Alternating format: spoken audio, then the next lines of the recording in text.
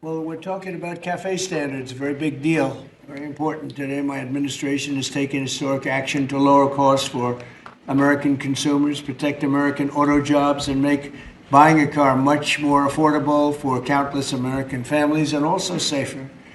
We're officially terminating Joe Biden's ridiculously burdensome, horrible actually, cafe standards that imposed expensive restrictions and all sorts of problems, gave all sorts of problems to automakers. And we're not only talking about here, we're talking about outside of our country, because nobody could do it. Nobody wanted to do it, and it was ridiculous, very expensive. It put tremendous upward pressure on car prices. Combined with the insane electric vehicle mandate, Biden's burdensome regulations helped cause the price of cars to soar more than 25%. And in one case, they went up 18% in 1 year. Today, we're taking one more step to kill the Green New scam. It's part of the greatest scam, probably, well, other than Russia, and a few others I could name. The greatest scam in American history, the Green New scam. And it's a quest to end the gasoline-powered car. This is what they wanted to do, even though we have more gasoline than any other country by far. And people want the gasoline car. They want everything. They want electric. They want to have lots of alternatives, but they do want the gasoline car. Right now, it's leading away by a lot. The car business is a very interesting business, but we want to keep it that way. I want to thank Transportation Secretary Sean Duffy, Deputy Transportation Secretary Stephen Bradbury, as well as CEO of Ford, Jim Farley. Jim, where is Jim? Let's see. Hi, Jim. Congratulations. You're doing a great job. CEO of Stellantis, Antonio Filosa. Thank you very much, Antonio. Chairman of the National Automobile Dealers Association, Tom Castrida. Yes, sir. Thank you very much, Tom. Great to have you. And Manager of General Motors Orient Plant, John Urbanek. Yes, sir. Thank you, sir. Great to have you guys here. And you're going to say a few words in a minute about how ridiculous this was, but we've just freed you up. So you're going to have a good day. You're going to have a good number of years. Thanks as well to Senator Shelley Moore Capito, Ted Cruz, Kevin Cramer, Marsha Blackburn, Eric Schmidt, and Bernie Marino, as well as Representatives Sam Graves, Vern Buchanan, Mike Kelly, Roger Williams, Lisa McClain, and Troy Balderson. All great people. These are great people. And I know there's a lot of support long beyond the people that are here. We had tremendous support on this. From day one, I've been taking action to make buying a car more affordable. I signed an executive order to end the unfair, expensive electric vehicle mandate. As you know, we had to have an electric car within a very short period of time, even though there was no way of charging them and lots of other things. It would have cost $5 trillion to build the charging plants. And as you know, in certain parts of the Midwest, they spent, to build 9 chargers, they spent $8 billion. So that wasn't working out too well. That was done before me, by the way. I wouldn't have let it go forward.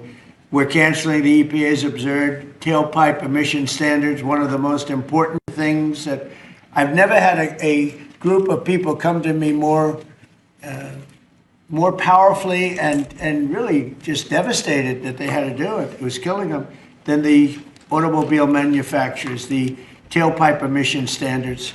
And I can tell you, your people at Ford were coming to me all the time, and they were saying, like, please, it doesn't do anything, and it's killing us.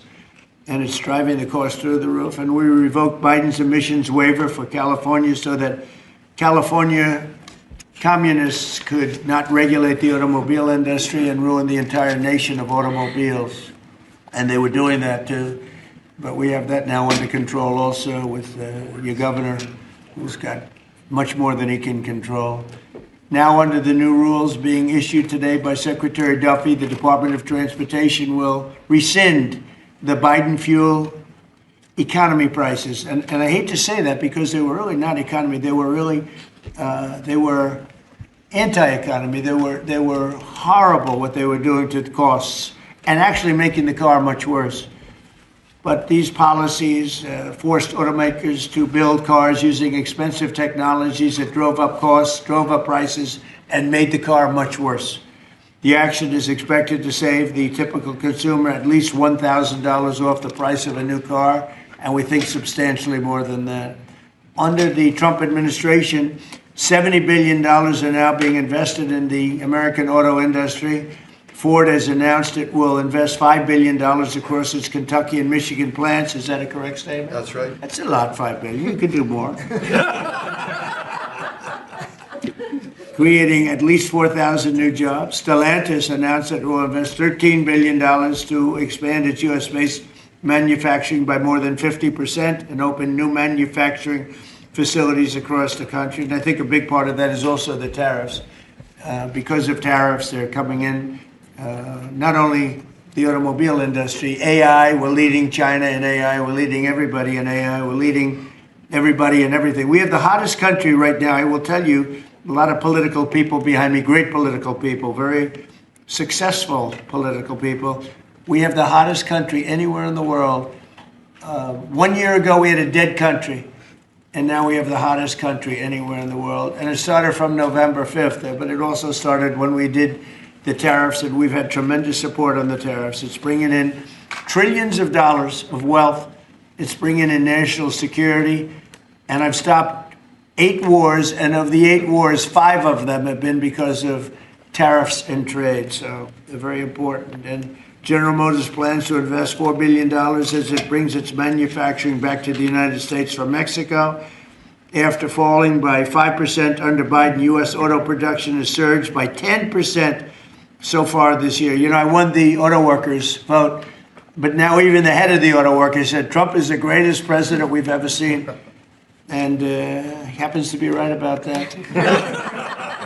But we're protecting our auto workers, and we're making it easier for every family to afford high-quality cars. In other words, we're bringing automobiles back and the manufacturing of automobiles back into this country. We lost 52% over the years, 52% of our automobile manufacturing. You see it, closed factories all over the place. Now they're all opening up.